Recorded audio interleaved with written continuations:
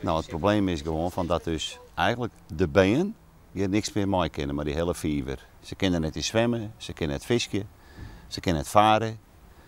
En het tweede probleem is natuurlijk het uitzicht. Plus dat nu, doordat het niet meer door kan stromen, met als gevolg nu het warmer gaat worden, dat de muggenlarven uit gaan komen.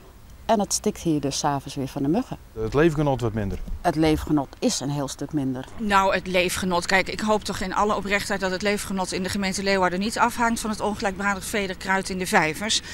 Ik mag toch aannemen dat Leeuwarden wel wat meer in de aanbieding heeft. Hij is sinds een jaar of 5, 6 bekend vanuit Nederland. Ik heb hem hier in Kamminga-Buren in 2007 voor het eerst gevonden. En dat is ook gemeld bij de commissie bestrijding invasieve exoten. Dat hebt u toen gemeld? Ja, en ik ga ervan uit dat de gemeente en of het wetenschap de boel geschoond hebben. Maar blijkbaar komt hij hier nog wel voor. Van het mooie dat de gemeente het veerkroet voortsnijden lieten, maar daar is het alleen maar slimmer van worden.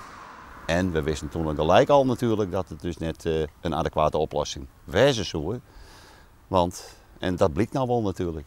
De gemeente smiet eigenlijk geld door de balk. Ja. Nou, over de balk, dat is wel wat lomp samengevat. Want we hebben op goede gronden voor deze methode gekozen. Die is ook in andere gemeentes wel succesvol geweest. Nou, in onze gemeente nog niet. Maar hoe komt die plant hier nou eens? Je kunt er vergif op innemen dat hij gewoon als vijverplant gekocht is. Hij werd wat te groot.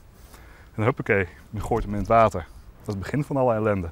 Ja, je hoeft maar 1 takje te hebben. Het is ook met 1 takje begonnen. Ja, die hele sloot die kan gewoon dichtgroeien.